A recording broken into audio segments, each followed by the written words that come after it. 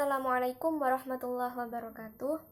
Saya Nurin Ainus Silviah dari Prodi PAI kelas 2C akan mempresentasikan materi Kurdis kelas 9 semester 1. Baiklah, yang pertama, materinya tentang hukum bacaan mat.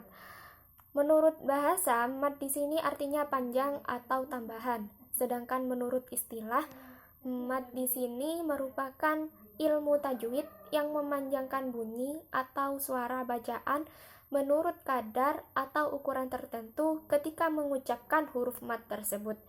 Huruf mat ini ada 3, yaitu alif, wawu, dan ya. Kemudian, uraian mengenai huruf-huruf yang 3 tersebut sebagai berikut. Apabila huruf mat itu berupa alif, maka sebelumnya harus berharokat fathah. Apabila huruf mat tersebut berupa wawu, maka harokat sebelum huruf tersebut harus berupa dhammah.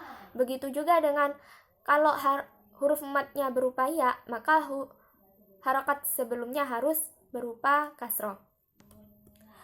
Kemudian yang kedua, bacaan mat, macam-macam mat. Mat di sini terbagi menjadi 2, yaitu mat tabi'i atau mat asli.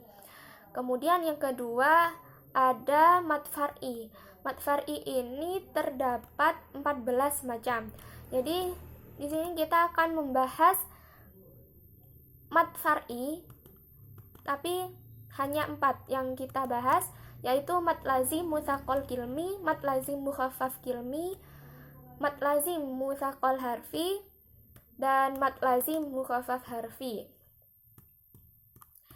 Mat lazim mutsaqal kilmi, yaitu hukum bacaan dinamakan mat lazim mutsaqal kilmi jika terdapat mat tabi'i bertemu dengan huruf yang bertasydid dalam satu kalimat.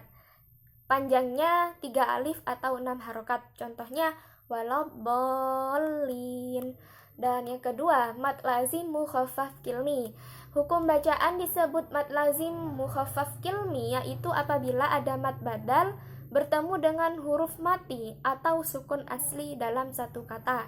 Panjang bacaan mat ini yaitu 3 alif atau 6 harokat. Mat ini hanya terletak dalam 2 tempat, yaitu dalam surah Yunus ayat 51 dan 91.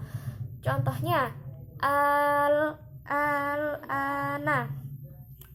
Kemudian yang ketiga, mat lazim mutsaqal harfi. Hukum bacaan disebut mat lazim mutsaqal harfi, yaitu apabila pada permulaan surat dari Al-Quran terdapat salah satu atau lebih di antara huruf 8 yang membacanya mesti dipertemukan dengan sukun. Huruf yang 8 ini yaitu kaf, lam, sin, ain, shad, qaf, nun, dan mim. Panjang bacaannya 6 harokat. Contoh kaf, ha, ya, ain, shad. Mat lazim mukhaffaf harfi. Ini yang terakhir. Mat lazim mukhaffaf harfi ini yaitu huruf mukhaffaf yang artinya diringankan. Huruf bacaan disebut mat lazim harfi mukhaffaf, yaitu apabila pada permulaan huruf dari Al-Quran terdapat selain dari huruf 8, sebagaimana hukum bacaan mat lazim harfi musyabba di atas. Membacanya tidak dipertemukan dengan sukun. Huruf-huruf tersebut yaitu ro, ha, ya, to, dan ha. Adapun panjang bacaannya 1 alif atau 2 harokat. Contoh kaf, ha, ya, ain, shad. Kemudian yang B, jujur dalam muamalah dalam surat Al-Mutaffifin. Di sini saya akan menjelaskan langsung penjelasannya.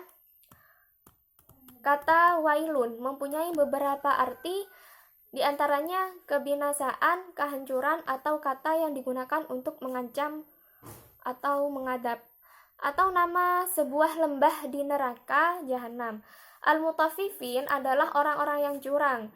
Ancaman keras ini ditujukan kepada orang-orang yang curang, yaitu orang yang saat berdagang mengurangi harta orang lain dalam hal takaran dan timbangan. Maka orang yang mengambil harta orang lain dengan mengurangi saat menjual atau menambah saat membeli dalam takaran dan timbangan, baik secara itu terang-terangan atau tersembunyi, tentu mereka lebih berhak mendapatkan ancaman tersebut. Kemudian dalam surah Al-An'am yang artinya, dan janganlah kamu dekati harta anak yatim kecuali dengan cara yang lebih bermanfaat hingga sampai dewasa, dan sempurnakanlah takaran dan timbangan dengan adil. Kami tidak memikulkan beban kepada seseorang melainkan sekedar kesanggupannya. Dan apabila kamu berkata, maka hendaklah kamu berperilaku adil, kendati pun dia adalah kerabatmu, dan penuhilah janji Allah. Yang demikian itu diperintahkan Allah kepadamu agar kamu ingat. Al-Quran Surat Al-An'am ayat 152. Kemudian yang C, jujur dalam muamalah juga, tetapi dalam hadis riwayat Imam Baihaqi. Langsung penjelasannya, transaksi jual beli merupakan kegiatan ekonomi yang dilakukan manusia sejak lama, jauh sebelum dunia menjadi modern. Dan praktis-praktis kehancuran dalam jual beli ini juga sudah terjadi pada masa dahulu. Jadi, kecurangan-kecurangan yang dilakukan para pedagang demi ingin memperoleh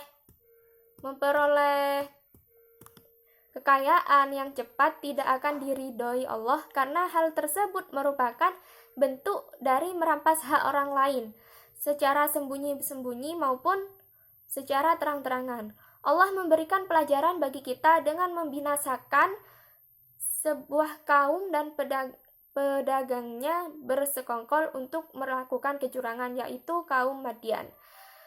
Mungkin cukup sekian presentasi dari saya, kurang lebihnya mohon maaf. Wassalamualaikum warahmatullahi wabarakatuh.